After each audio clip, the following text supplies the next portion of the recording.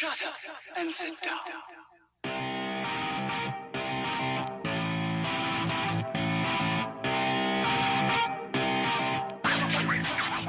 We cyclists are a funny old breed. We are. What type of rider are you? I'm just a regular bloke with a regular bike.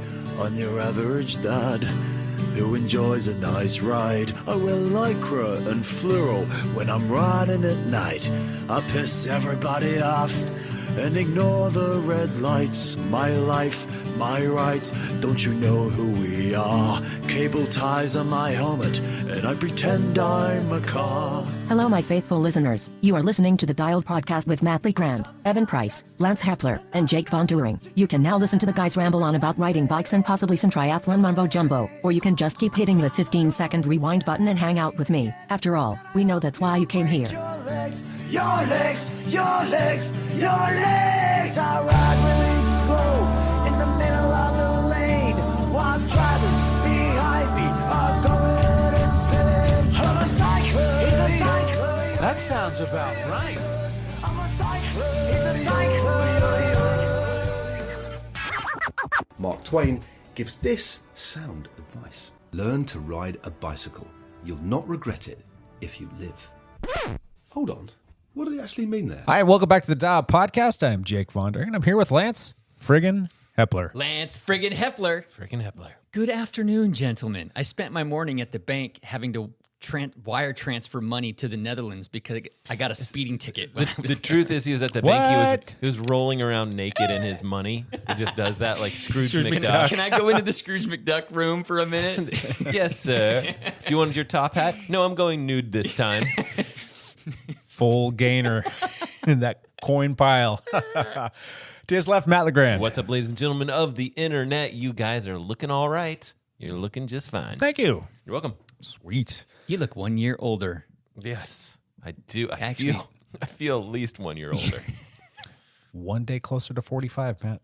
Whoosh. That's an age group bump. That's I'm looking right. That's one to Age group look bumps forward. are always a good I'm thing. gonna look forward to that. I actually need to get fit because I got to represent that age group. That young 45-year-old whippersnapper. Got to get fit. Awesome. All right. Another podcast. Guess where I'm at right now? Well, it depends on when this podcast comes out. You could be flying in the air, or you could be Nah. in Mexico. I'm in Mexico right He's now. sitting on a beach in Mexico He's drunk. as you're hearing this. He's drunk, passed out on the beach somewhere He's in had Mexico. too much rum, and his kids are poking him for stick. coins to buy chiclets on the beach. Yes. Not for nothing. I'm a little bit worried about that. I mean, here's a couple things. I'm going to Mexico, and we're going to a beautiful part of Mexico, Playa del Carmen, which is near Cancun, and we're staying at an all-inclusive resort that includes your obviously your room, but food and drink. drinks. Yeah. Now, The drinks part, you got to get your money's worth. exactly. I'm like, I'm a sucker when it comes to that. I'm like, if I paid for it, damn it, I'm gonna take advantage. However, I have not touched a drop of alcohol since last year. This is a recipe for stick poking. I might just like smell tequila and be exactly what you're talking about there, like dead on the side of the road, getting poked by a stick by my kid, saying, "Dad, what happened?" But I don't know. This is going to be interesting. 10 pesos, please. Daddy, 10 pesos. All right. Topic for the day, Matt LeGrand. What are we talking about today? Well, that's the debate. We don't know what we're talking about. We're always guessing. We could talk about bike computers, or we could talk about bike frames. What if we talked about both? We could do both. Because there's a chance we talk about bike computers and then somebody, even though we're talking about the future, but we're in the past talking about the future again. There's a good chance that Things not a could good chance. change. There's always a chance. There's always a chance. Things could change, and they're like, "Hey, you weren't supposed to talk about that." So, Okay, so let's start with bike frames you want to talk about bike frames first? or whatever. Right. And if Whatever's easiest for you. If we get to the bike computer section and all of a sudden it just goes dead, It's just like quiet silence. We'll just leave a You'll block know it has not been released yet. block of Yeah. quietness. we got smacked upside the head with an NDA and Yes. said, "Shut up your face." Shut your face. All right, bike computers. That's the second thing. Bike frames. There That's you the go. first thing.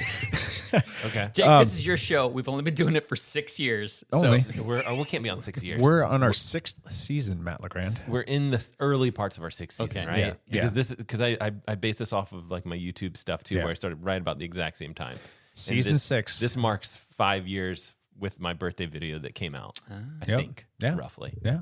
So Sounds whatever. about right, yeah. So we're going to talk about bike frames real quick. Reason being is I just got done writing a big, long blog post about this because we get a lot of people that visit the old website and they want to know about this stuff. So is that posted yet, or will be posted this it will be week? posted by that. It is not posted yet as we write this, but it will be posted. My microphone's making all kinds of noise here. Yeah, Sorry it about is. that. I don't know, maybe it's like The table's drifting? rocking. It just Okay. no, it just wasn't screwed all the way in. But Okay. it's good now. all good. Quick fix. But we get a lot of people asking us a lot of questions, and there's just a lot of things that we can teach people. And if I can put it into a blog post, chances are they're going to read that and they're not going to ask me all the questions. At least that's what I hope. It's probably not going to happen that way, but we'll see. So I'm going to ask you guys some questions. I'm going to kind of quiz you a little bit and see what y'all know. Oh, we know nothing. Nothing. I'm coming in completely virgin. I don't know anything. Yes. All right. So That's wrong. what would you say the most widely used frame is? this podcast. Frame material is these days? Carbon. Carbon. So That I would guess carbon too. yeah, I mean, there's going to be a ton of alloy and metal frame bikes for your really like inexpensive entry level or kids bikes and whatnot. We're going to leave those off the table here. So I'm going to put a dollar threshold on, we'll say $1,500, and we're going to go up from there. So Okay. again, knowing that we're talking about that threshold going all the way from about $1,500 to no joke $15,000 and sometimes even $20,000 for a bicycle, Yeah, you would say that the most widely used frame material is carbon.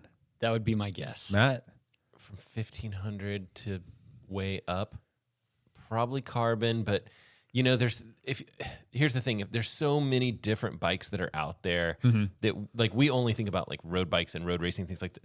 There's just like cargo bikes and all these things, and I'll say steel just to be like different. steel was the prevailing favorite, the dominant for many, many years. But it's probably like third tier now.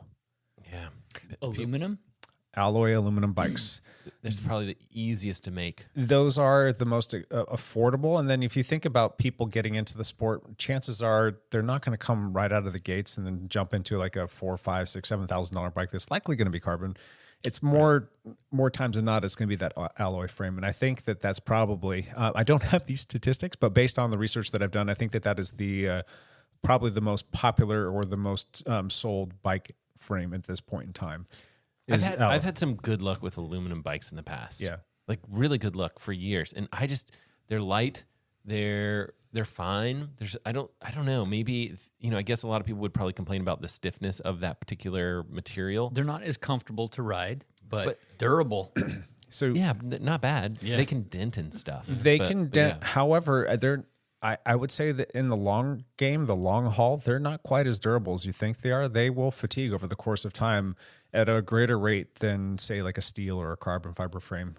Which is why they're cheaper exactly. and easier to manufacture. They are, and they're very pliable too. You can really kind of form these bikes to be whatever you want them to be. I mean, if you need to have it be a certain kind of a shape to accommodate like a mountain bike suspension, you can do that. If you want to give it some aerodynamic qualities, you can formulate their fold or however it is that they produce these bikes to give it more of an aerodynamic quality, which is kind of nice. And there are some bikes that come through sometimes, and if you're looking at like a carbon fiber bike next to an alloy bike, you have a really hard time telling which one is which because super clean welds that you can't tell. It's just nice and smooth. And then just the fit and the finish of the bike and then the shapes of the tubes. It really is a surprising situation where you're like, I don't know. You have to go up and like flick it a little bit just to see what kind of a noise it makes. Give it the flick. Yeah. So so we've got alloy, we've got steel, we've got carbon. What's another one? Titanium. Oh, Titanium. titanium. Yep. Yeah, for sure. So all Anything of else? Hasn't there been Bamboo. bamboo bikes? there for have sure? been. We've actually worked on a teak bike before. The bike frame was made out of teak, and it was actually a company that was based out of the Portland area that has gone out of business. But there was a gentleman who brought a bike in, and he wanted us to do a full overhaul on it so that he could have it pretty much stripped down And then he was going to take it into this woodworking place that was going to completely refinish the bike and bring it back in for us to rebuild back up and tune and get it ready to roll. We did everything, and he took the frame off, got it all finished up, brought it back. It was beautiful. Really? It was so nice. Yes, it was heavy, but it was such a cool bike. And the other thing is, it was an e-bike too. So it was just a thing of beauty to look at, and it was fun to ride too. Paul and I both had to go take it for a rip around the block just to say, yeah, we have to test ride this. We have to make sure that it's safe and ready to go. But 9 times out of 10, it's because we want to just go ride the stinking bike. Any other materials you guys can think of that people have done? I'm sure some people have done some pretty crazy stuff out there. Oh, from a manufacturing standpoint, probably not. From a graphite, isn't that like the material of the future? No, that was the material of the 80s. Wrong. So Probably wrong. the biggest factor that comes into play when you are deciding to get a bike is probably budget. Would you guys agree with that? I mean, I think that's going to be one of the first people think about. Is there ever a time where you're going to choose to get an aluminum bike over a carbon fiber bike? Probably not. Because if you think about the process of how the bikes are built, I mean, there are certain things that they can do to the aluminum frames to give them certain ride qualities. But like Matt said earlier, they're a stiff bike and they're not very compliant. They don't give, and they are just not nearly as comfortable to ride. When I first started racing cyclocross, I bought a secondhand aluminum Fuji cyclocross bike from John Kraft. Actually, I think it was like $600 or something. That's why I got it. I'm like, I'm not sure if I'm going to like cyclocross or not, and so I bought the cheapest bike that I could find that would fit me. And that I still have that bike. It's still But still a spare. Still good. Yeah, it's still good. The thing that's interesting is like what I found interesting about that bikes at that price tier is they don't lose that much value because they're already kind of bottomed out. Yeah. It's like once you're kind of under $1,000, I mean, you get it for under $1,000, you're gonna sell it for under $1,000. It's gonna be pretty close. Like I remember like basically selling bikes for the exact price that I bought it for like 2 years later. Or more, and maybe it was like 4 years later, if I'm being honest. But aluminum bikes, the value is kind of low already. So it's that not is if you're buying it used, though, right? I mean, if you're going to buy a brand new aluminum bike and ride it for a couple of years, you're still going to lose. You're going to lose $400 or whatever. Yeah, but if you're going to go out and buy a used aluminum bike that's been used, and you're going to go out and use it and take relatively good care of it, you're probably going to be doing exactly what you said. They're selling it for close to what you bought it for. Yeah, I think I had I'm trying to remember what bike it was. Maybe it was a felt, aluminum felt. I think I remember that. Wasn't it like and I don't remember. I think I got it on sale somewhere and then sold it to someone and basically didn't lose any money on it. And I put some miles on that thing. I'm sure I did some 100-mile rides or whatever. I mean, it was not the most comfortable because I think it was not quite the right size for me, but it was still a great bike. Gotcha. So going back to this though, budget's probably going to be the biggest reason that you would lean into buying an alloy bike versus a carbon fiber bike. Because if you think about carbon fiber, it's not like endless options. It's not like sky's the limit in terms of what you can do to it, but it's getting pretty stinking close in terms of like the kinds of carbon fibers that they use. The way that they lay it up in the manufacturing process, the types of resins that they use, the directionality of the carbon fibers so that they have it be stiffer or more compliant. You can get a lot of different ride qualities out of a carbon fiber bike just based on all of those things. And it's actually really, really cool to watch how they build these bikes. I mean, the tubed part where they have like a little sleeve that goes in, they kind of glue everything together. It's kind of like I don't know. It's just like it's more of like putting pieces together. That's one way that they go about building these bikes. But the other process is like is it a monocoque or like a cast piece? It's basically the whole frame. You've got your head tube, top tube, down tube, seat tubes. All these things are made from one continuous piece, and it's a full mold, which gives it a lot more rigidity. But based on how you lay the fibers up, it's going to make certain parts of the bike much, much stiffer. So you want your bottom bracket to be super stiff for power transfer reasons. But when you talk about the rear triangle, getting into the seat stays and the chain stays, you want to have a little bit more compliancy back there, especially if you're talking about a bike that's an endurance bike versus a race bike. Yeah. And then the angles that you put everything at with the design process is going to have it literally comes down to like, so the carbon fibers are in like these long strips, and it literally depends on which way they put it down. Yeah. It's either like this way or this way. And top to bottom, for our left to right. Radio listeners, it's like up to down or left to right. Like how they place that carbon fiber is the directional strength of like how stiff it will be in that direction. It's very interesting. Yep. Yeah. So the modularity or the modulus of the carbon fiber too, like a high modulus carbon fiber is going to require much less resin, and it's going to be much stiffer, but it's got a really high tensile strength in terms of like what it's capable of doing and whatnot. But it gets to a point where if you get it to be too high modulus, it becomes brittle, and you don't want to have that as an issue. So it's really like this mix and blend of like, you know, performance and stability and strength and durability, but you also want that performance component there too. So if you're dealing with a high modulus carbon fiber that is done right with the right kinds of resins and less resin because you don't need as much with those, and you're doing it in a monocoque kind of a situation where they're using it all as one piece of a frame, you're going to get a high-end performance frame that's going to go really fast for you, and it's going to be very, very performance driven. Now, and most of the weight is in the resin, right? I mean, the carbon fiber itself doesn't weigh weighs next to nothing. It's just the resin itself that they put on. That's where you get a lot of the weight from. And then the third thing that kind of will factor into all this as well is like how they heat it and how they temper it over the course of time. So that's going to give you all of the different characteristics. There's that, which is the high end one that we just talked about. But then there's the low end process where like, all right, well, we don't want to spend all this time and energy on building these frames, and we don't want to use the expensive materials, and we want to make sure that we're able to come up with a nice carbon fiber bike, because sometimes just the word carbon fiber sells the bike. And there are manufacturers that are making a very inexpensive bike. Not to say that it's not safe, but we're talking about a bike that's like super heavy. It's not going to have the same performance characteristics. It's not going to be nearly as comfortable for your long endurance rides, or it's, you know, the compliancy that you're going to get out of that bike isn't going to be quite the same when you're going over chattery roads or, you know, hitting like bumps and potholes and all that stuff. You're just going to feel every bump. So you get into a bike that's going to be pretty heavy too, and you're going to be paying more because of the words carbon fiber being a part of that frame. So, you know, they're using a completely different process there, and it's very much more of a process in terms of like how they go about producing everything. And that process is such that, you know, let's keep our operating costs as low as possible.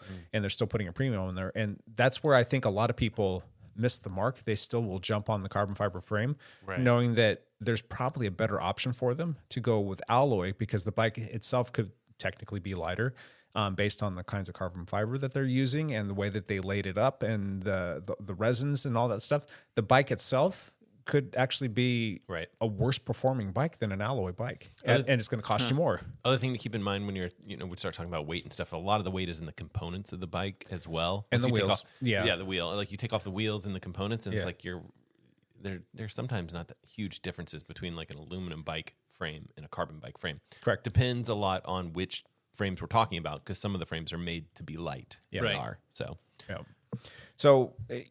you do need to do your homework. You do need to know a little bit about what's going on with the different manufacturers, because not all bikes are created equal. Not all of them are using the same OEM factories over in Asia. And some of these people have a different process in terms of what they're calling out, what they're speccing. So you do have to do a little bit of homework there. But I'm going to say that, you know, if you're going to talk about more of an entry-level carbon fiber bike versus like kind of we'll say a mid-level alloy bike that's been like butted, which means like that's the way they weld the frame. Well, it's actually the tubes that they use themselves. They can make them thicker in the spots where they need the bike to be stronger and stiffer. And then the spots of the frame where it doesn't need that extra beef there, they'll actually thin out the tubes. So think of like the ends of the tubes are being a little bit more bulky, and the big parts of the mass of the middle of it are going to be thinner so that it's lighter. Those frames can be pretty well performance driven frames. It's going to be one of those things where you might find more performance at a better price going with an alloy bike as opposed to buying somebody's entry-level carbon fiber bike that's going to weigh more and not perform quite the same, because that's just how they made the bike, to make it inexpensive, not necessarily to perform. And if you can get a frame that's going to cost you less with more performance, you're going to have some extra money in your budget to get these components that Matt was talking about. So possibly. A lot of times if you're buying a fully spec'd bike, the components that are going to come on their aluminum version of their bike, it's going to be their heavier components, and that's not necessarily the worst thing in the world to happen to you, right? But a lot of times people are purchasing bikes, they're purchasing like the full package. They're not getting the frame and then buying the components. It'd be great if that was, because then you could take you get some high end components, put them on an aluminum frame. Sure. That'd be a great bike.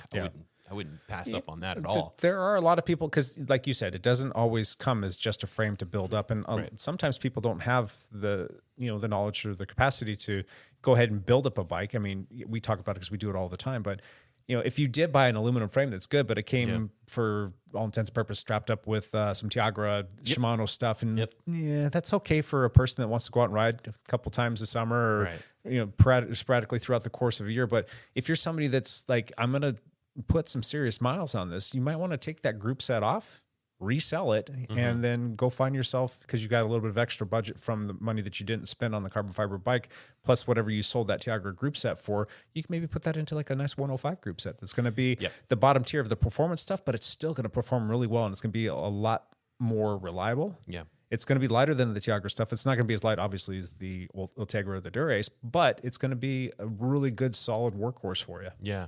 It's tricky now because that whole company is doing so much electric shifting stuff, where it's like, even now they have the 105 electric shifting, which is probably fantastic. I've never been on it. I've never tried it, but the price has jumped up a lot on that entry level group set. So it's a little tough to, this is actually another spot where you may see aluminum bikes spec'd with electronic shifting 105, and that might not be right now, but I could foresee that happening in the near future. Yeah. A lot of the bikes being like aluminum frame, 105, but electric, and man, that'd be a good option for people. I think. Are they still making, obviously, yes, they're making the 105 electronic group sets, but are they still making a mechanical version of that? I think they are, but I think they're getting away from mechanical shifting or whatever. I think the profit margins are just so much better for electronic shifting. Yeah, that's what happened with SRAM too. You can't buy red stuff that's mechanical. No. Which is actually a shame, because mechanical, there's some benefits. Yeah. You can barely find a 11-speed cassette anymore. Yeah. Really? Yeah. That's frustrating. And that's red, that's Force, and now it's Rival too. Yeah. I'd have to go back and double check, but I'm not sure if they're making mechanical in any of those. I think that they're all electronic now. I think that that's just the way things are going to go, which is unfortunate, because the price, there's a big jump. It's like at least a $500 price bump to get from mechanical over to electronic. That's probably being conservative too.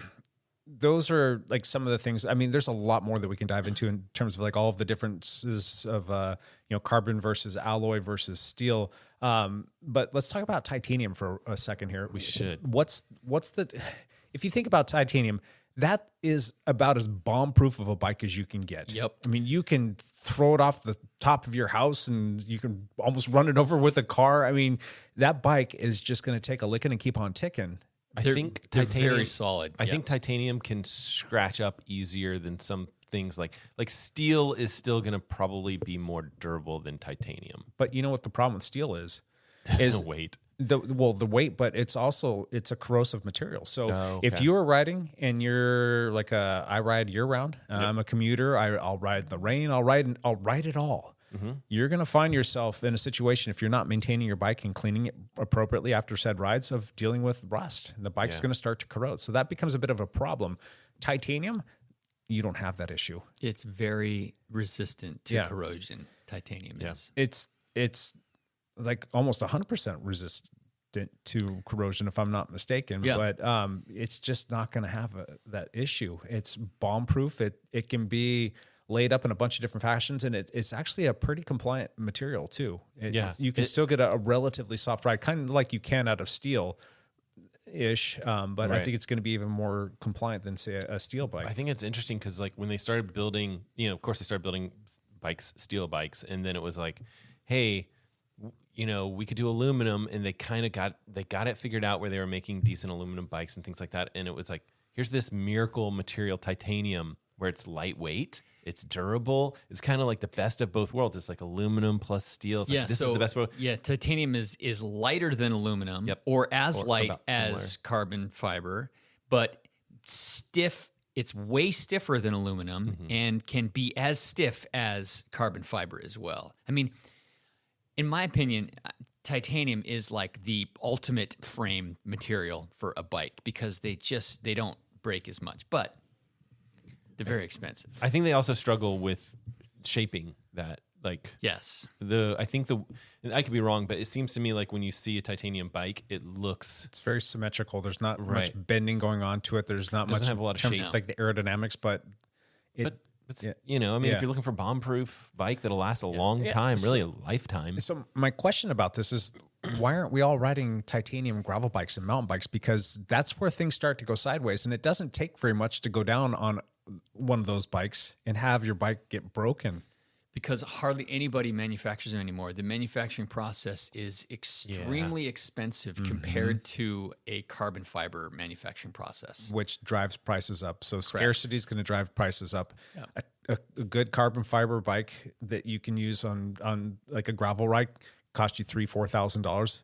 A good titanium bike is going to be double that. Yeah. Yeah. And a lot of that Or is triple. If there- not triple, yeah. And there's only certain manufacturers that are going to do it, right? Like, Yes. so most like manufacturers have given up on Lightspeed titanium. is the one that I can think of Lightspeed is the They're one that is probably they the do biggest titanium. one out there. There might be. There's a couple more. I'm sure. They white label for a lot of different they? manufacturers. Okay. Yeah. I've actually had people makes like sense. say you should contact them and you should come up with your own dialed bike and make it be titanium and white label it through them and cool. Yeah. And so there's that, but there's also like the frame designers, the people that actually design the frame as well as like weld them. That's a not a scarcity, but it's a tough person to find. Right. It's That a very skill skilled set, position. It's That's not as many people are doing it anymore. so, but- and there's a local builder here that even a couple people on our team ride a bunch of their bikes is Sage. Sage. Oh, Dave yeah. Rosen's company. They're Those making are some pretty nice primo bikes. They're super Yes. nice bikes. Super nice bikes. Super expensive though. Yes, because of titanium. Yeah. Okay, so I've seen cyclocross, I've seen gravel bikes and road bikes in titanium. Never seen mountain biking. They're making mountain bikes Do they, pretty soon. do they yeah. make mountain bikes? Sages, if I'm not Sages? mistaken, they're I going would think they would. dip their toes into that market. But I don't know that if you think about it, like if you want to commute, I mean, that could be your for life bike. I mean, even when you talk about like, oh, I have a titanium bike and it's set up for, rim brakes and I've had it for, 15 years and, I really want to get a disc bike, but I don't want to get, well, you can actually take it in and have parts added and removed and have be set up to be a disc brake bike. That's kind of a neat feature that you have about these bikes. It's not cheap, but if you think about a titanium bike though, you could seriously make that your forever bike. It's possible. Don't you have a Lightspeed, Lance? I do. I have a Lightspeed Gisalo titanium bike that I've had for 20 years almost. And you use it as a rain bike? I use it as a rain bike. I like Which you never ride. Which I never ride because it has rim brakes. Yeah. And rim brakes on rain bikes. So Maybe you should actually consider having it like retrofitted. I would love to. I don't know how easy that is to retrofit because you'd have to weld. Yep. Mount spots for disc brakes The on it. fork that you have on that, is it a carbon fork? It's a carbon fork. Yeah, so you could pretty easily change that part out Yeah. so that it just becomes the chainstay. There's a bit of an One issue there. chainstay. You might even have to take off all of the stays. The other thing is, you probably can't put anything wide on that. Is the other piece? It's like that's not going to be easy to change. The fenders that I have, because I permanently mounted fenders yeah. on it because it was my rain bike for a number of years. The fenders that I put on it, it barely fits a 23. Yeah, but it's for a rain bike for a few years there. It was that's like, all you needed it back was in freaking primo. the late 90s, early Yes. 2000s was 23s. I still think that we should not I feel like this. Like I had a steel bike for 3 or 4 years. It's just those are bomb proof. They are. Like that's the way I think of that. Is like it's affordable. It's bomb proof. Like I don't care what happens to this bike.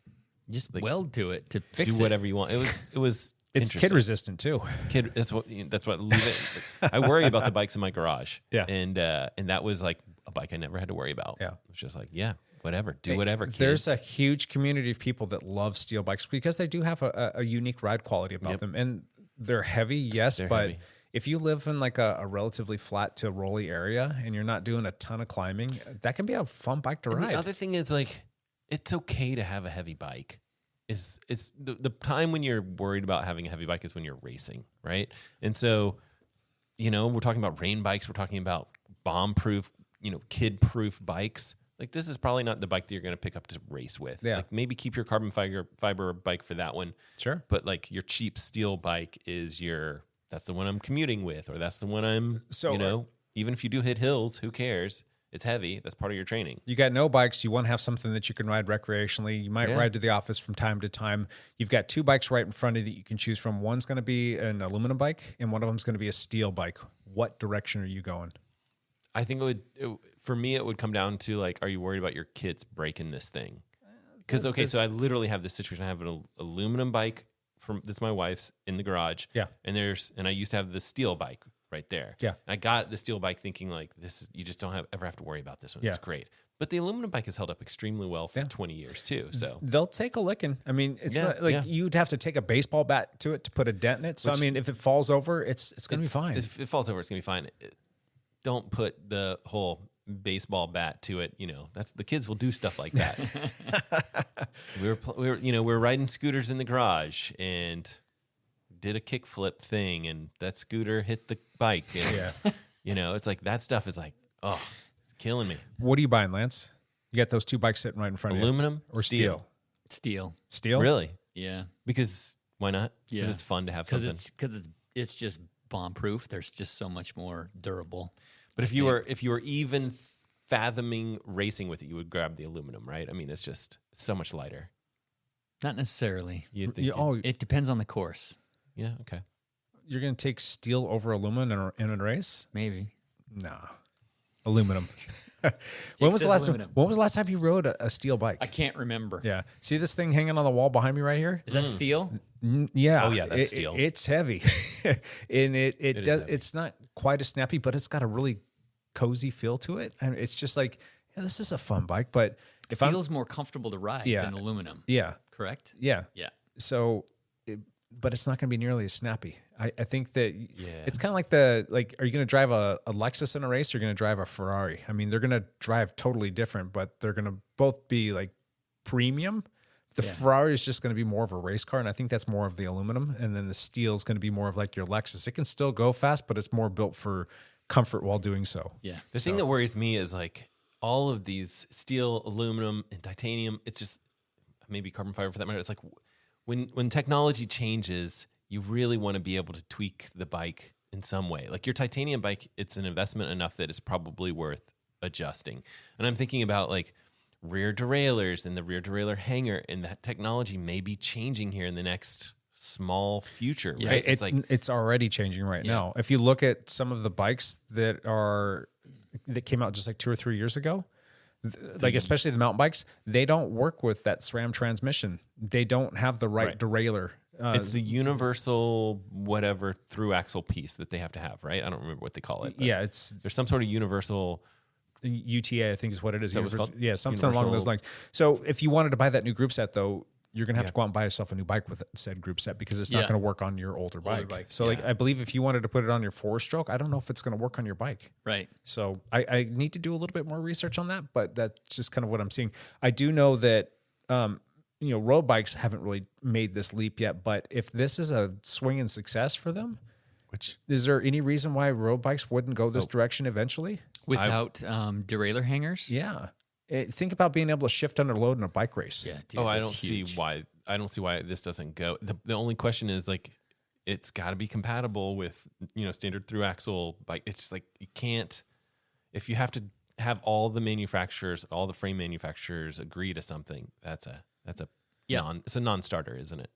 It's just too much. Yeah, it's a big ask. If they're going to be that much different than Shimano and Campagnolo, it has to be right. Has to be standard. I mean, even their new transmission stuff, it's not cross-compatible or backwards compatible with anything old. So you have to think SRAM did a fantastic job of having everything be interchangeable. Like for a while there, like we were in this window, like if you wanted to put like a road derailleur on a mountain bike or vice versa, or you're creating this mullet hybrid of a gravel bike, you could pick and choose and mix and match things pretty well with SRAM. Cool. And all of a sudden, here's this whole new group set that just came out, and it only works with said group set. Yeah. So nothing else works with it. Yet. And does that mean that, all right, we're going to be looking down the barrel of road stuff coming out for this hybrid gravel setup, or you're gonna have to pick one side or the other. I Whatever don't know. they do with their next red group set will be very telling, I think, as to the direction that they're going to go. But it's interesting because they just came out with a new force group set that's different a little bit, but it's not like night and day different. So I don't know if they would come out with a whole brand new force stuff that's not going to be then compatible with the not force, but a whole new red thing that's not going to be compatible with the force. That's a good question. We'll see. I don't know. It's crazy. Titanium bikes. You guys really, Lance has one in his quiver. Doesn't ever ride it though. I don't ever ride it. Would you sell it and put a new one that was more modern in your? I doubt it because It's going to be hard to sell too. Yeah, it would be hard to sell. And- Your old one? Well, just because it's 20 years old, you know. It's 20 years old. It's used, and it's like it's worth a lot of money, and not a lot of people are willing to spend a lot of money on a used bike Had that's a 20 few of years those old. come through on consignment, and they actually sold relatively easy. Okay. Interesting. Yeah, it's just there's a community of people that love those bikes. Yeah. What is it? A Martin? It's a Lightspeed. Oh, it's a Lightspeed, that's right. Gisalo. Okay. Yeah. You'd be amazed. I had one before that too. Yeah. I had a Quintana Roo triathlon bike that was also titanium, Interesting. but it got stolen. Huh. Oh, that's right.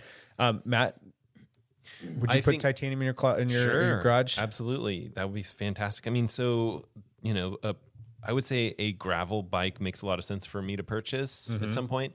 And a titanium bike would be fantastic, especially if they really pushed the tire clearance on the frame. Yeah. Where it's like kind of not to future proof it. I don't know if that's how I would describe it, but kind of future proof it, because I just think I see everything going wider and wider and wider, and I'm less concerned about aerodynamics and all this stuff. It's like, well, sure, like this bike would be functional, it would be light, it would be durable, it would last a long time. Yeah. And as long as I could mix components around with it and for the future, because you might want, the new transmission stuff that they bring from mountain biking to gravel roads. I don't know. That sort of stuff. It's like, I don't want to box myself into a situation where I can't upgrade components. So that's what I'd be looking at. I'm a sucker.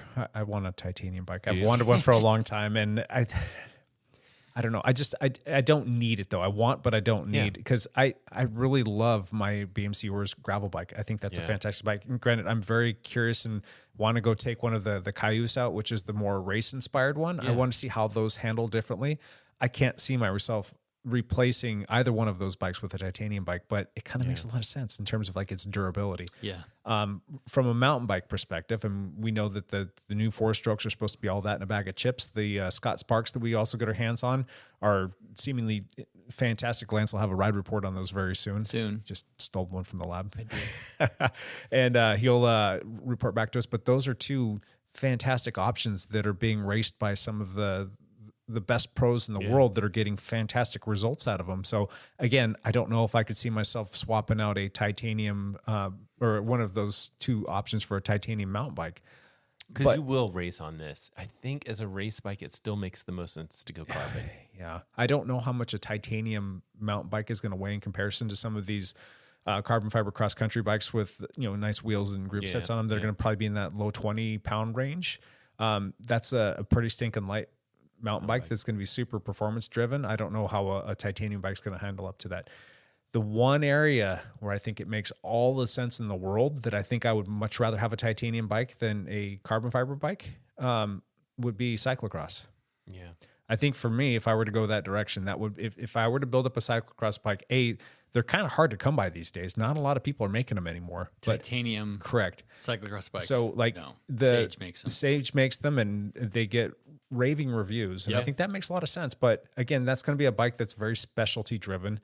Do we want to spend that much money on a cyclocross bike that, for me, it's like I get to that time of the year and I feel like anymore I'm broken down in pieces and whatnot. I was gonna say $6,000, $7,000, maybe $8,000 even. Is that the cost of one of them, Lance? That's the cost of the PDX CX. Is that just the frame?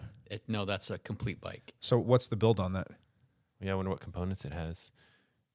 It is. He held up a website showing about $5,000. So you get to pick. What are the options though? I mean, Shimano, SRAM, or Campagnolo. But is that like an entry level tier? Are we talking about rival? No, this is you get to pick as you pick what the you price. want. Oh wait, the price just jumped to 6.5 now. Did. Yeah. Yep. So I'm messing with the build. But just that alone, I mean, we're looking at some somewhat it's gonna be entry levels, like not entry level, but the lower tiered stuff.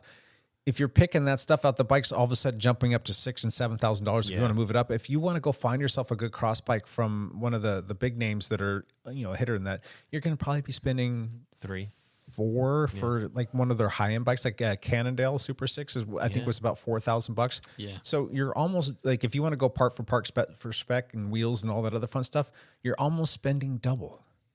Right. For titanium. Yeah. But how often does your bike just get absolutely destroyed in these races and fall or take a hit? I mean, you've been racing a heck of a lot of cross in the last 4 or 5 years.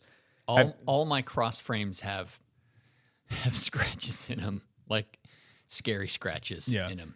But no carbon damage? No carbon, no damage. But there's definitely scratches. I've crashed them all. Okay. Dozens of times. You have 2 giant bikes, right? I do. Okay, so let's say you're racing cyclocross, and let's say that you have a crash, and all of a sudden you break a stay or you damage a tube or something like that. You know, you spend a decent amount of money on it, but it's still far less expensive than the titanium bike. Yeah. All of a sudden, you got to go take that over to Ruckus Composites to get it fixed, and you're going to be dropping like $600 or $700 to fix it. Yeah, I mean, just think about that. Right. How much that adds up, and then if you're doing that, it's going to devalue the bike because you're having it fixed. Granted, we know that they do a fantastic job, but it's going to devalue the bike. So if you talk about the amount that you spent on it plus the amount that it devalues, is it better just to hedge and go with a titanium bike? You'd have to have your bike repaired like 3 times before you're like, oh yep, now we're good on. We should have bought the titanium. Right. But you're also dealing with the resale value. Yeah, downtime too. Downtime. So it's the same crash if Lance is on a titanium bike, and you know, if he was on carbon, maybe he breaks something and he's like, I can't ride this anymore. It's not rideable, or something's wrong with it. Versus titanium, you get up, you dust yourself off, and you jump back on your bike and you're riding again. Correct. So it's plus that much more durable. It's that much more durable. Plus, you're not without said bike. If you happen to break your bike at the beginning of a cyclocross season, there's a good chance that you won't get your bike back until after cyclocross season. True. So you better have a good pit bike or a backup bike, or have some friends that got some bikes they can loan you, because you're going to be SOL. I bet you that the Sage cross bike weighs more than Lance's current cyclocross bike. I wonder if it has specs on there. Even though it's probably twice as expensive, I bet it weighs a significant amount more. Do you have any specs on weight? I'm digging. That's okay. I'm sure that all the Thai people that know this stuff inside and out are like screaming at us right now saying, it is this, it's that. So, but you know, while he's looking this up, all of these different frames, they all have advantages and they all have disadvantages. And you really have to kind of pay close attention to like what works best for you and what your budget is. Yep. I mean, you know, budget's going to be the biggest factor when we talk about like what you're going to be picking and choosing. And if you're saying, I want to get into road bike racing and I want to be as competitive as I possibly can, and I know that I can't afford one of these $5,000 or $6,000 bikes, but maybe you've got $1,500 to spend. 2 things: probably go alloy or the aluminum, or go to the used bike market and find something that's going to be, you know, hopefully not somebody else's problem, but something that's going to fall within your budget, that's maybe a few years old, that's not the latest and greatest technology. The Sage titanium bike is under 19 pounds. That's not too bad. Yeah. I mean, how much does your giant weigh? Is about 16 pounds, 17 pounds? It's like 17. So yeah, close. £2 penalty. Yeah. That's not something. Nothing, but it's, you know, it's not like we're doing like long, sustained 20-minute, 30-minute climbs on cyclocross courses. So I don't know. The ride characteristics of a titanium bike versus a carbon fiber bike are not going to be quite the same. Not quite. I think that the carbon's going to give a lot more. It's going to be a lot more comfortable to ride. In cyclocross, that probably matters sometimes, but you can make up for a lot of that with your tire pressures. That's true. But is there ever a reason that you would switch over to titanium from carbon, Lance? I haven't done it merely for cost. Just don't want to spend that much money. Yeah. For a bike that I only ride during the cross season. That's out of character for me. No, I spend way too much money on bikes. I always have. So I mean, I would. I just haven't done it. Yeah. I haven't like wanted to think, oh geez, okay, I need to throw $6,000 at another. Yeah. Or $7,000 at another cross bike. How much longer will you squeeze life out of your current your cross bike, your number one cross bike? I have 2 bikes. I have a giant that I bought off of Craigslist for like $1,500. That's my pit bike. Your pit bike. Yep. But weren't you talking about getting another cross bike? I have a newer. I have like Yeah. a 2020 Giant that I think I paid like $4,500 for, or maybe it was 5,000. It's probably sounds right about right, around yeah. 5,000. Yeah. But it has electronic shifting and it's It's all top shelf. It's all top shelf. Yeah. In 2020. 2020. Top shelf. Yeah. So you're coming up on race season 3. Yeah. Well, I bought it in 2019. so we kind of missed 3 the seasons because you missed. Yeah. 2020, and then there was Yep. a season where you were kind of hurt and you didn't race very much. So you've got 2 full solid seasons on it, and Now maybe a there's handful 3 of solid seasons on it because the year I was hurt, I still raced on the cross bike like 16 times. Can it take a dropper post? That would be. I don't know. They- There's lots they- of little things like that I'm like, I just worry about future proofing all these different bikes. Yeah. So I'm sure they could, but you don't see dropper posts on cyclocross. Yeah, you bikes. don't really yet. need it in cross, but if you were trying No, to you have to have multi-purpose it. your bike for maybe gravel gravel, adventures yeah. and you wanted to have a cross, you can do it. I mean, most of those have like a 27.2 Yeah. seat post, and you can get the electronic shift or the electronic wireless SRAM one. reverb dropper post. Set that up on there. You could probably even run an external or internal dropper post on it, so you could potentially make that work. Just fun. depends on the type of frame and how it was built. Yeah. I don't know. If I'm going to race cyclocross, if I can keep my body together, I do need to come up with a bike, and I've really been weighing on this. And I think that's the one you think maybe go, I think maybe I go might titanium? I might go the titanium route. I might be fun. search around and see if there's something out there. I don't think I want to buy a brand new one. I think I'd probably look at the used market and see if I can find something titanium, because I think that's going to ultimately hold its value longer. Because if I were going to buy a used one and there's a used carbon one that's maybe got 3 seasons of Lance style riding on it versus a titanium one that's been Lance style ridden, I know that the titanium is probably going to be in a little bit better shape. Granted, safer both purchase. component sets are going to be probably smoked, but Yeah, you may have to pick something up and change the component set. That'd could be interesting. be interesting. What are you guys picking for commuting? There's a lot of commuters that listen to this, by the way. Oh, steel or aluminum. Steel or aluminum? Steel. Steel? Steel's real. Steel is real. Steel is real. No budget, titanium again. Yep. But I think that if I were to pick one for commuting, I guess it depends on where I'm commuting to. And if I'm going to be There's going to be commuting, hills. if there's going to be hills, and I gonna know be that I'm going hills. to be riding when it's wet outside, I'm going to pass on the steel. I'm going to go with aluminum. We were worried about because I don't the- want a corrosion Yep. factor. Steel bikes are beautiful, and they can be a nice little collector's item that you can throw up on your wall, and it's real. But I think that for more practicality purposes, the carbon fiber is the way to go. And then for anybody that is brand new to the sport, want to get into bike riding, maybe they've got that competitive itch, and they just like to go out and maybe chase a Strava segment because you just know them. I mean, we were all there at one point in time where we're getting involved in cycling for the first time, and we've discovered this little app called Strava in the segments, and we want to go out there and start competing.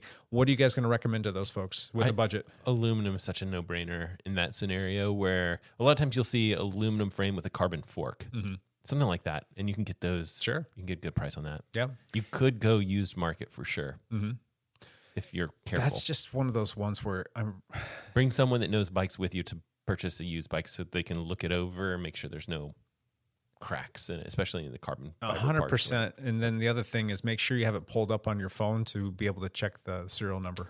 Good point. That's a lot of stolen bikes out there. Yeah. way too often. And again, like Matt said, take somebody with you or ask the person, hey, would you be willing to meet me at such and such bike shop? Like wherever your local bike shop is, and arrange this with the bike shop ahead of time. And they might be able to even give the bike a look over. They might charge you for that because it is their time and you have to be respectful of that. And if they're going to spend a half an hour looking over a bike, you might have to pay the cost of what it would cost for a tune-up. But Totally worth it. it's That's a good idea. way better to pay that tune-up cost and have peace of mind knowing that you're not buying somebody else's problem as opposed to just buying it without going through or taking the due diligence or doing your due diligence on the bike. And then all of a sudden you find a crack, or you find out that the pedal spindles are stripped out, or chain shot and chain rings are done, and you just all of a sudden you're like, oh, I just spent $1,000 on this and I got to put $500 into it in parts. Yeah, that's not good. So what if you could be like, let's meet at the police station to do this? It's a great idea. I know, right? The parking lot in the police station. There's no way anyone would be like, yeah, okay, this is stolen. All right, well, we're in the right spot. all right. I mean, I don't know how much more you guys want to dig into this. I mean, we can get That's into good. like That's how interesting. everything's I'm built. excited to read your article that you're posting at some point. A little blog post should be fun. Blog post? Yeah. Posting weekly, daily, this week, coming up? monthly, Month from now? Monthly, yeah. So this is post number 1 of 3. Okay. The next one's probably going to be about wheels, and the third one will be about group sets. Okay. So Okay. it's just Gotcha. helping people. We get a lot of people, and there's a lot of traffic that comes to our website. And we get people asking, like, what's the difference between this, and this? And then, okay, well, I understand that there's a cost difference, but what's the difference between like a BMC SLR versus a BMC SLR01? I mean, their nomenclature for naming things true. is kind of wonky, but the high modulus carbon fiber frame that's built to go fast and be more performance driven, and the 01 frame is going to be a bit different than the SLRs. I mean, the SLRs in BMC line is still really a nice bike. I'd probably would even elect to take their lower tiered carbon fiber bike over their alloy bike, but it's a situation where it's like there's a lot of pros and cons. It just depends on what you're going to use the bike for and what your budget is. So And this blog post of yours is going to be posted before the podcast, after the podcast. Where can people find it? it will be on the Dialed Cycling website, and it will be posted by the time the podcast comes out. All right. So if you want to go read it, you can. You'll probably see some social media posts there too. So Cool. yes. Cool. The other thing that we wanted to talk about, and if it just went beep, Mark the time. you know that we were told not to post this, but Garmin is coming out with their new Garmin Edge units. Not just one, Two. but two. But cycling not just computers. two, but 4. Oh, that's true. Yeah. If you Solar if we're non-solar version of both Different the SKUs. 540 and the 840. Yep. Now, for what it's worth, there was already a big leak. Adorama of all, it's more of a camera. Oh yeah. There was They made a mistake. A U.S.-based electrical goods retailer. Yes, they screwed up and they had everything preloaded on their website, and they didn't have it in draft mode. And all of a sudden, that got pushed out, and some people found that. And so they already got all the pictures and all the specs. So Lance, will you send me that? That's what I'm just looking at it on Matt Cycling and I have been News. trying to you. get details from this, and I didn't even think about that. I knew about this a couple days ago, and I probably should have shared that with you. But leaks happen. This is just part of the situation. yeah, this wasn't a as situation they though don't where they were happen trying to be from us. malicious about it. They No. just somebody screwed They up. messed Yeah, up. they mess up the date. maybe lost you their have, job. Or you have dates that get changed, right? Like it's like the release date is, March 29th. Whoops, no, it's going to be, April whatever. So it's just these things happen for Yeah, sure. I think originally these were supposed to come out a little bit sooner, and I think they Yeah. got pushed back. And didn't that happen with the happens a the lot. watches too? The most recent 965s. there was a lot of leaks of that watch for sure. Gotcha. And So- people get in trouble for that, but We actually were fortunate enough to get an advanced unit of the Garmin 540 Solar. All right. yes. They gave that to us. They gave it to me and said, go play with it, use it, understand it, do all of the things so you can be fully informed when it comes out, to talk to everybody about it. And then you can do your blog write-up on it. You can do a video on it. You can do all of the things. There was one little tiny, small missing key component, and that was they didn't give us the software, because you know how Garmin works with Garmin Connect, and that's how you get your device to compare with your phone and do all of the fun things. That particular computer isn't on that network yet, so you can't use Garmin Connect. There's actually another software that they use, another app that they use for all of the pre-release stuff, so they can test it. It's kind of like a beta testing Version of their Garmin Connect app. Yeah. Yep. And they weren't able to provide that to us. So this is kind of So fun. you could use it, ride around with it, but you couldn't look at any of the information afterwards. correct. And you probably can pair power meters and heart rate monitors with it, but that doesn't really do you a heck of a lot of good, because you can't go back and check out the metrics really. It's hard to see. So I think I haven't done this yet, but we should be able to pull data off of the device. So you can pull like a fit file or something? hardwired. Yeah, Okay. exactly. That's what I'm planning on doing. But it's still tricky because the problem is you're going to be working with software that's quite outdated. So Yeah. to do a real review, you want to be on as up-to-date a software as possible. Gotcha. So All right. Well, let's start talking about the basic things, the things that we do know. And that's actually, let's talk about what we know. if you've got that computer in your lots we hand, don't know. Matt's got it right now. I kicked it over to him so he can put together a little video on him, but it's Pretend not like actually it's on him, but it's sitting on his desk at his office. When you have it in your hand, how does it compare to the 530, which is what everybody's been using now for almost 4 years? The 530 and the 830 are the same size. The main difference is that the 830 is the touchscreen. They're literally very, very similar. And at the 830, they've eliminated some of the buttons. The 830 has one button, whereas the 530 has, the power button. It's got an up and down button, and then it's got a select button and a back button. So it's got a few extra buttons on the side, just minor, tiny little buttons that are on the side. And then both of those devices have the start and stop on the front part of it, which is kind of frustrating because a lot of us we have our computer like really close to the stem or whatever, and you kind of have to wiggle your thumb in there. Even to if start you've the device. got one of the out front mounts that's adjustable, like I have that on my bike, I can telescope in and out based on the size of the computer, which is really nice. Yeah. You still want to have it as close to the thing because aesthetically it looks better and it's a little bit more streamlined. Yeah. But with that particular unit, you have to push it out or hope that it's far enough away so that you can get your fingers down there to hit the start and stop buttons. Which, if we're being honest, like that's one of these small little things. It's like a touch point on the device, and I think these touch points are critical. And I have to admit, like Wahoo does it better. Yeah, their little top-down buttons are nice, in my opinion. Okay, not only are they nicer too, and I'm sorry, I didn't mean to cut you off here, but you've got the buttons right there, and then whenever there's something that those buttons are going to do, it will have a tag right above it to say this is what you're going to do. Like if you're going to the next page, or if you want to select, or if you want to say yes or no, you know what you're pushing. Versus the Garmin, you kind of have to know a little bit more about what the buttons are doing. Right. And a lot of times you might push the wrong button, and that's not what you intended. But, which can be really frustrating if you're like racing or even just out with your friends. But sure. So the new one is significantly wider. I would say about 5 millimeters wider. And again, I'll get you guys correct information if I get a review out at some point. The height of the device is about the same. The thickness of the device is almost exactly the same. Still mounts the exact same way as the other devices, but it's just wider. So it kind of looks a little bit fatter in a way. They say wider's better, right? That's what I've heard. I've heard that somewhere. It may be small, but it's as thick as a soup can. Are we talking about bike computers still? I think we just lost our Disney rating. Oh, no, not our Disney rating. So the thickness in my mind is not the screen itself actually looks the exact same size to me. I'll double check all the metrics before I post anything. But the thickness, again, is most likely due to the fact that they've added a solar bezel kind of thing. Yeah, exactly. A solar bezel so typically what Garmin does with all of their solar devices is they'll have, it's not a bezel, but around the screen itself, they'll have solar, like a little bit that whole piece they'll say is like 100% of the sun or whatever. It's not like it's 100% effective, but that whole piece is their solar panels to charge the device. But then even underneath the screen itself is still solar panels. It's just, it's not as effective. It's like 30% as effective as what it has around the trim, because it's just whatever's able to penetrate through to hit to that solar. Yeah, it's basically a different type of solar piece on that's more transparent for the screen to be able to show. So they will have a solar option for both the 840 and the 540, but they also have a non-solar option, which I do think all of us should consider, because the solar version, we looked at the prices, it's $100 difference. Yeah.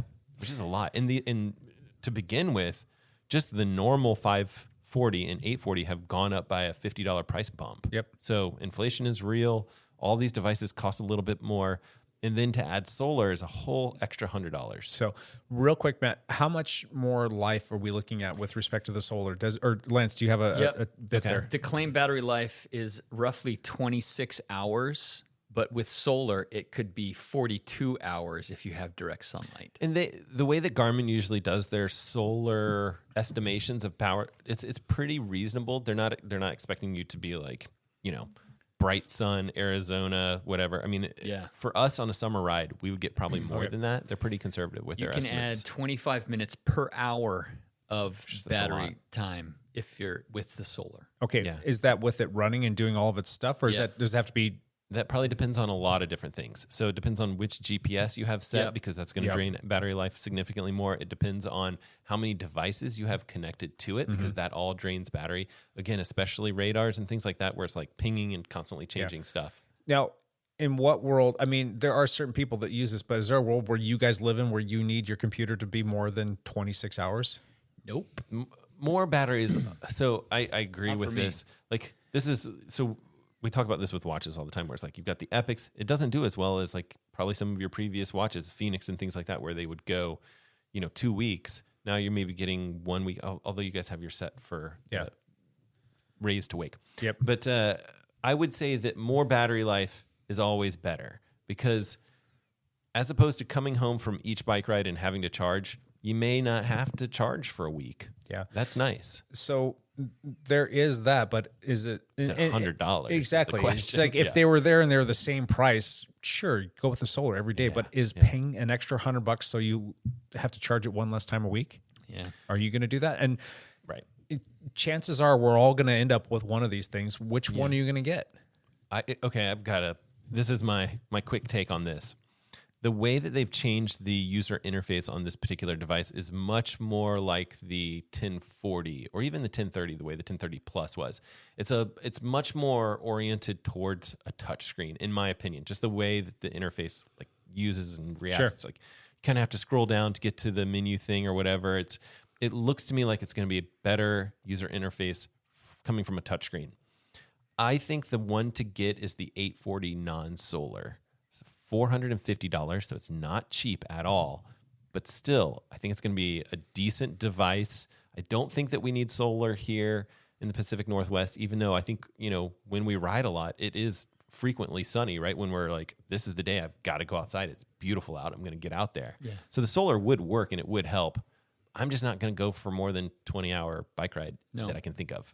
So, I mean, bike packing, multi-day bike rides, whatever you're doing. I mean, there are a lot of people that just straight up forget. I mean, I don't charge my computer after every single ride, but I do pay attention to how much battery life's left in it. And I generally won't take it out on a ride if I'm under 50% without charging it. So, but if I'm over 50%, I'm like, unless I know that I'm going to go out and do a century the next day, all right, I got another ride. I charge mine every time. Do you? It's just part of the routine. Grab all the things, plug them in, and take off all the electronics, plug them in, and then go. We need like one port that we can plug our bikes into now that just charges everything. The Canyon makes that. They make a bike like that where you can have like it's got a light on it, it's got some other front end computer stuff, and it's like all plugged in one spot. Their own computer stuff, or what does it work? I don't know. Yeah, because I don't want. I know exactly. That's the thing. It's like we want to change stuff, but the plug is USB-C. Yes, so that's good. It's a no-brainer. And the buttons have changed just slightly. I would say that they're still not as good as like Wahoo. They're not what we would hope. They're not what Wahoo top down.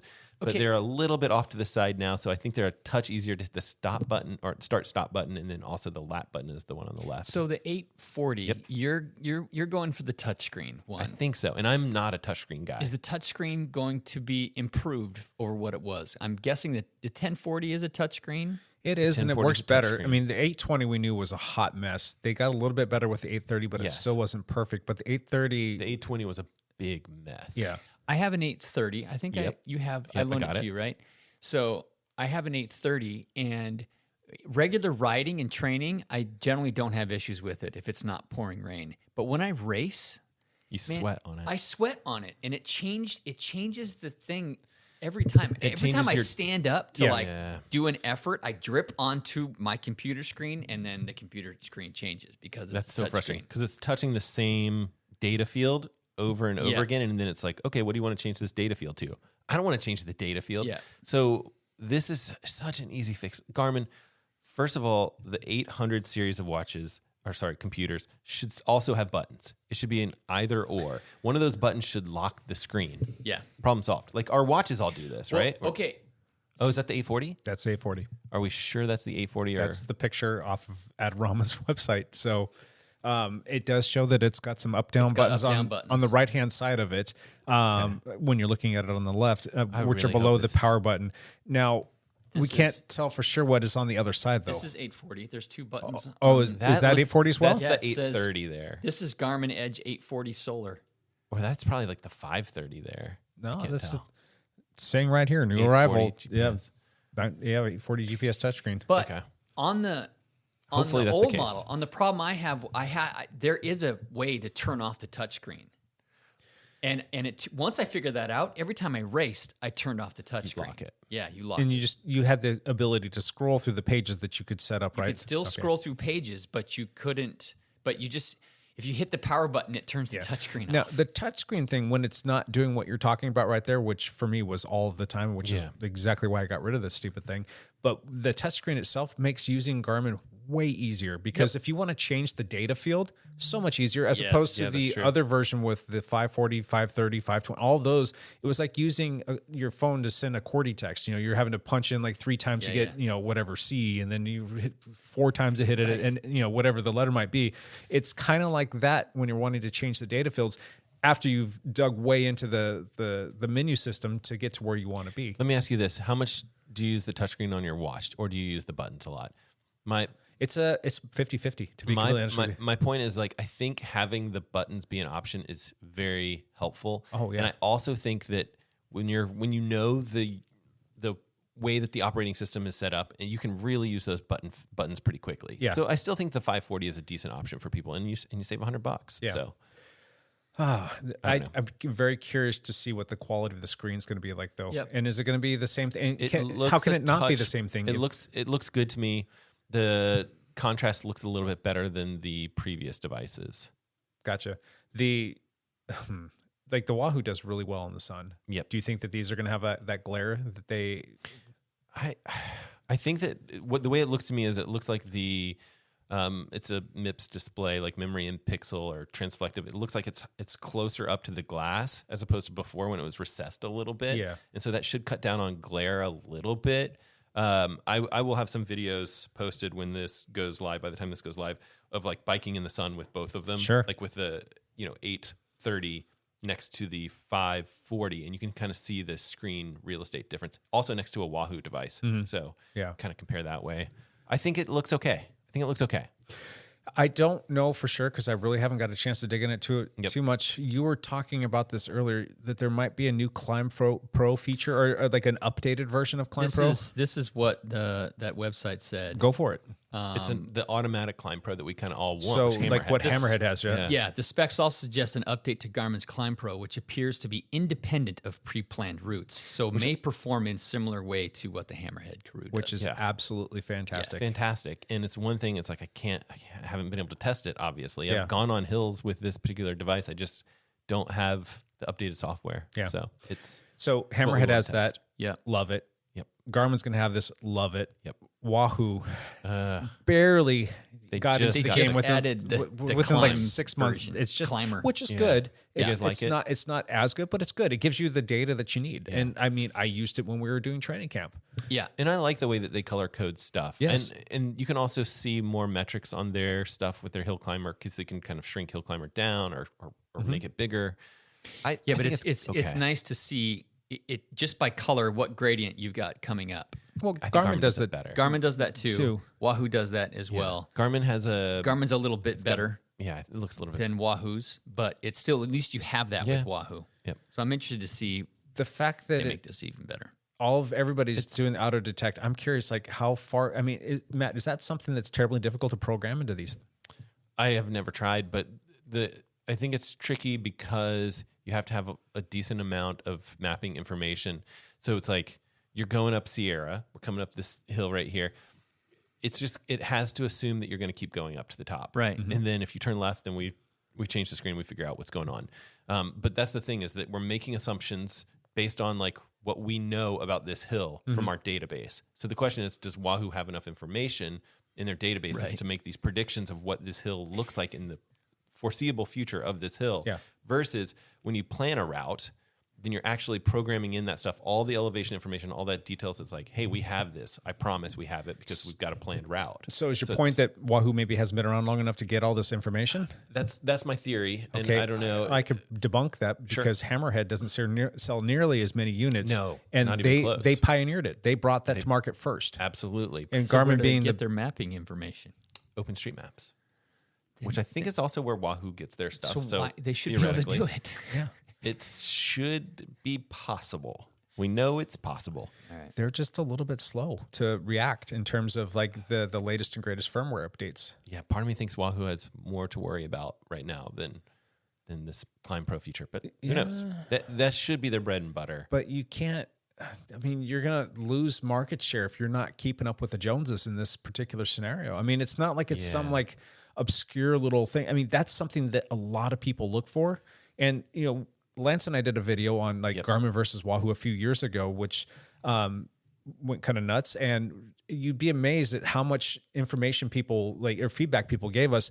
And they wholeheartedly agreed with the fact that, oh, I'm going with Garmin because it's got the Climb Pro, or I'm going with Garmin because it's got Trail Forks. Well, finally Wahoo got both of those things. And now there's another quantum leap coming forward because Hammerhead set the bar even higher. Garmin's going to keep up with it. Now I'm just like, are we going to be back to the same thing where people are going to say, well, yeah, it's got the climber feature on there, but it doesn't have like the predetermined, or it knows where we're at and it's going to tell us how much longer we have to climb. I think Wahoo would always make the argument that they are a company that is maybe never going to have the most features, but they are a company that wants to be like the best, like rock solid device with good ergonomics and just very functional and good at what they do, but they're not going to just try and get in some sort of arms race with Garmin for features.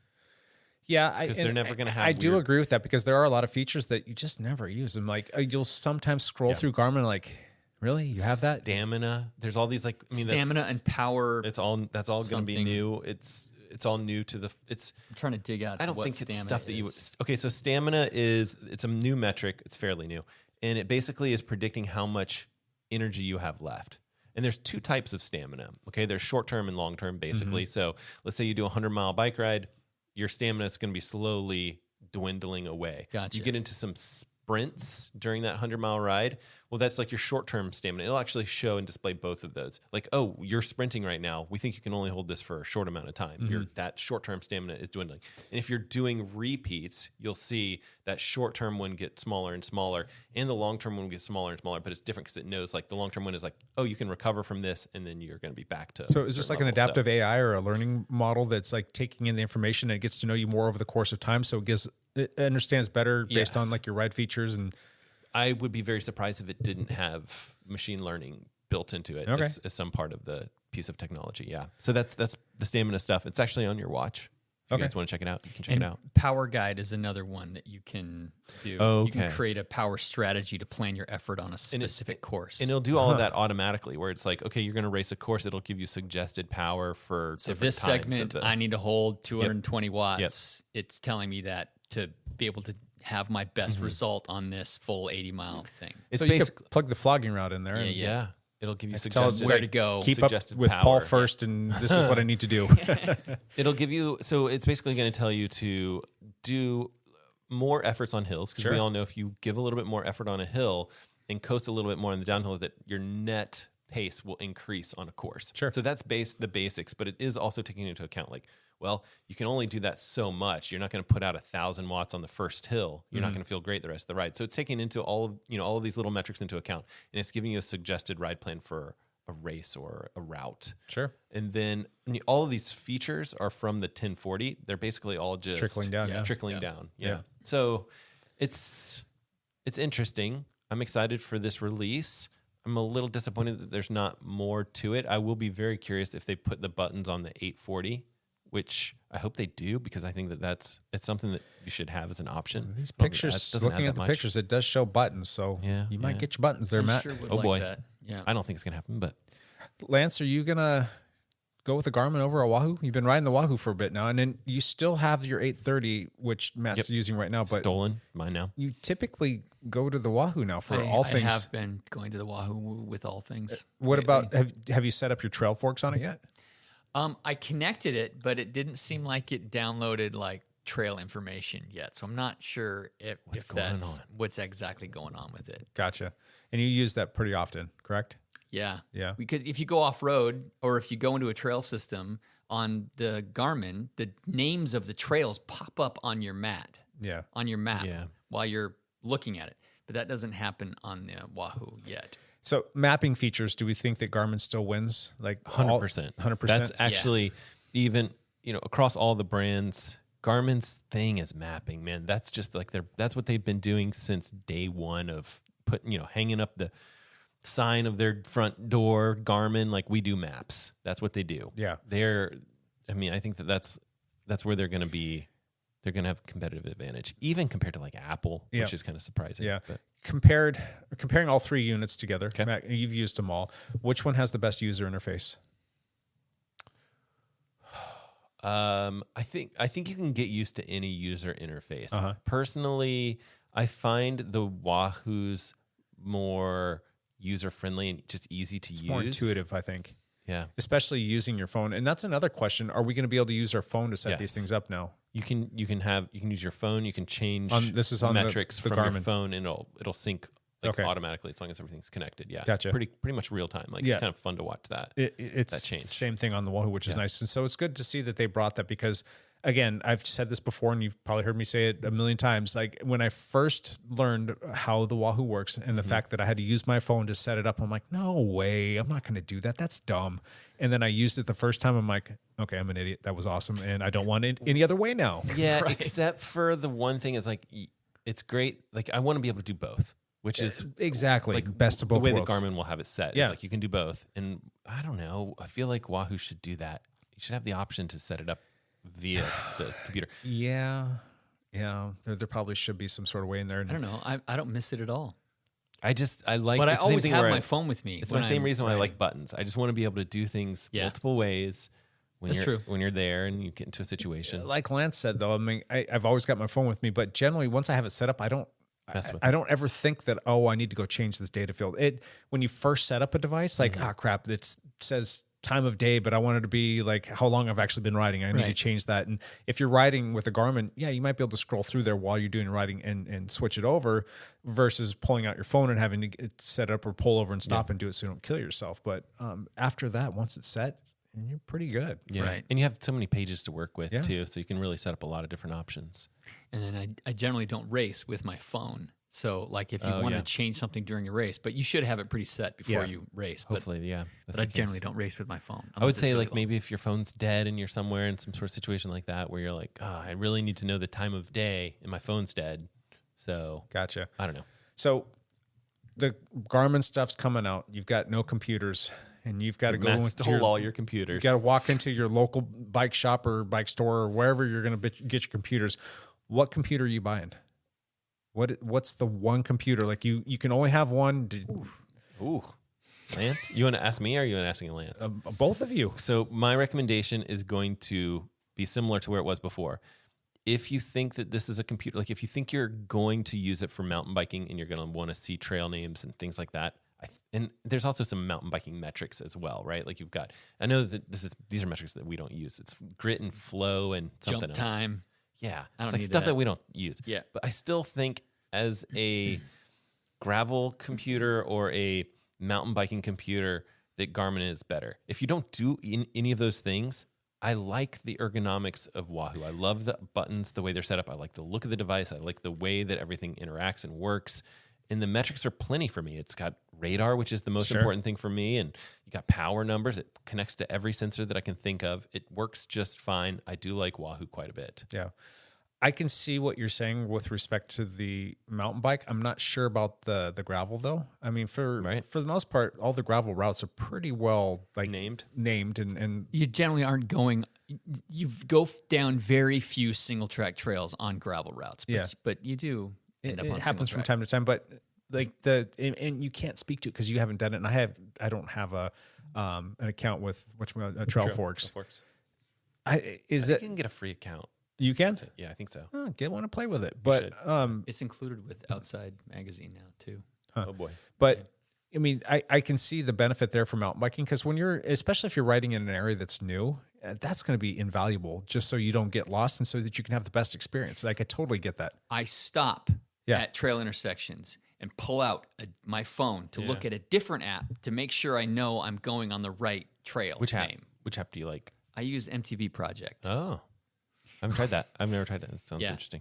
Which is similar. Trail Forks has the same thing. I'm just more used to MTB Project. Did you get burned by Trail Forks at some point in time and make a wrong turn at Albuquerque? No. It was a subscription. Okay. It was a subscription to be a part of it. And so I didn't want to pay for another subscription when I was already paying for MTB Project. Oh, gotcha. I just was You're subscribed to death. Yeah. That's how we all feel, man. But then, I'm a Velo News and Outside Magazine subscriber, and Trail Forks is included with it now. Okay. So that's why I have a Trail Forks account. That's nice, Benny. Yeah. What are you going to pick, Matt? Or not Matt, but Lance? I don't know. I switched to the Wahoo for a reason because it was better for me in all aspects except for the climbing situation and the Trail Fork situation. And if they fix both those things with Garmin, I might have one of those as well. Will they be good enough reasons for me to switch entirely? I don't know. I like the user interface better with Wahoo. Yeah. So To be determined. Here, another question. Do you ever have issues with the Wahoo Element app? No. Zero issues for me. I'm I had thinking issues about with it. Garmin Connect all the time. Yeah. And it seems like Syncing problems. Yeah, Why yeah. can't it find this device? Blah blah blah. And Yeah. they're constantly pushing out firmware updates, which was highly annoying. And Yeah. I got to the point where I'm like, nope, not only no, but hell no, because I know every time I say, okay, update this, I'm the one Yahoo that has all of the Yeah, problems. wipes Like, all of your settings out. Yeah, Everything's got to restart Or from it takes. scratch. I'm trying to start this ride right now, and it Yep. takes Yeah. 12 minutes to update I mean, the I firmware. had some times where it would like populate every single possible data page with the maximum number of data fields, and it would all be speed. And so I'd have like 10 pages of all just speed, and then you have to go through and delete each one, and then you have to go back and reset everything up, and you couldn't sync it back from a prior, saved. You're gonna like setting things up with your phone, I think. Yeah. And so I never had that problem with my Wahoo Garmin's. or Garmin's? No. I don't know. I think Garmin makes a fantastic product. I'm hoping that they're I just going to really want it to be good. Yeah. And I had some issues with my 530 where I actually had to send it back twice to get warranty replacements on it because it just stopped working for whatever reasons or wasn't picking up sensors and just having issues. I think that was just, bad luck. I mean, you're going to have some units out there that have issues. The fact that I had it with two in a row, I don't know, but Spoiler, there's gonna be bugs for the first 3 months or so, Yep. 3 to 6 months, maybe 3 to 6 years of this device, and then they'll kind of sort it all out, I bet. gotcha. So Takes a long time. real quick, I know Matt's got to get going here pretty soon.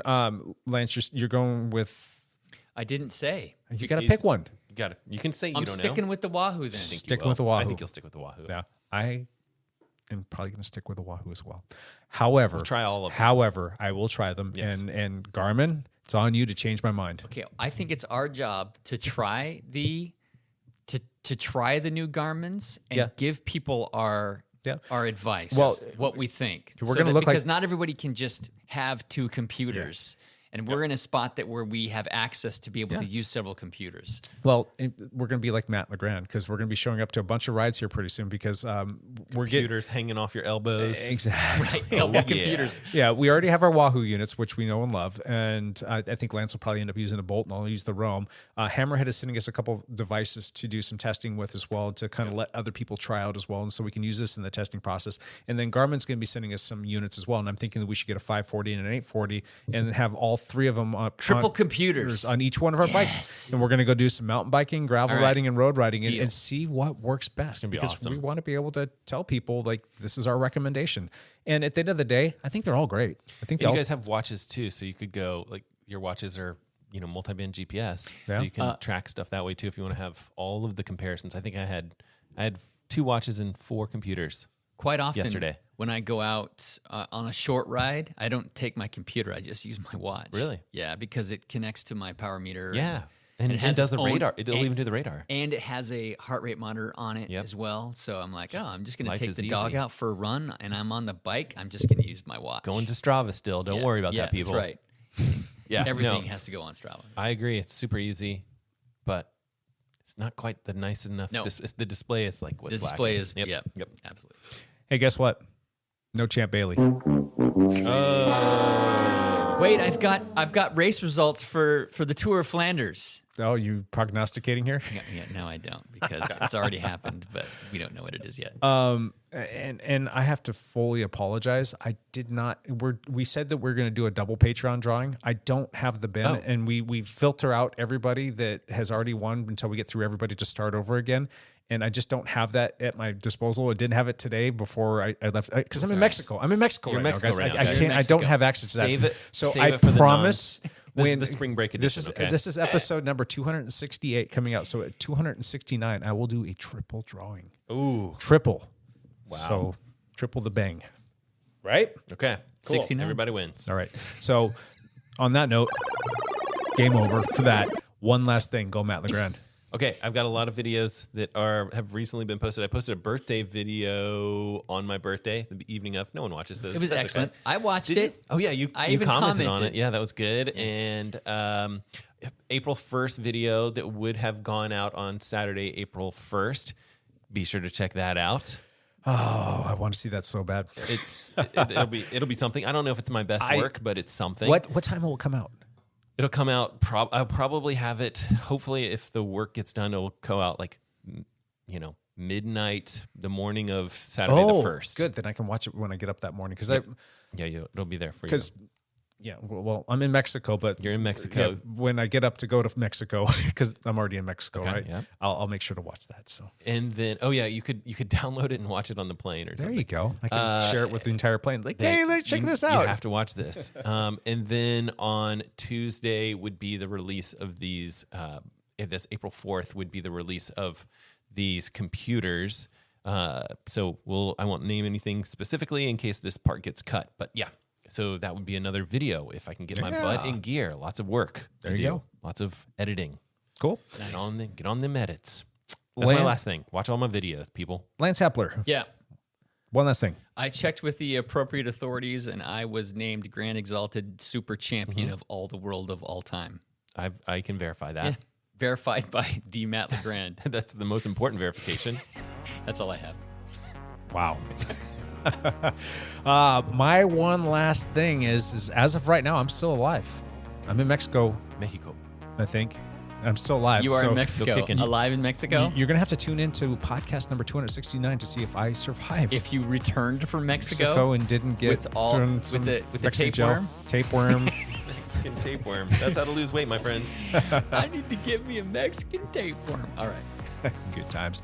All right, we do appreciate you listening. We'll be back next week with another one of these. And until then, bye for now.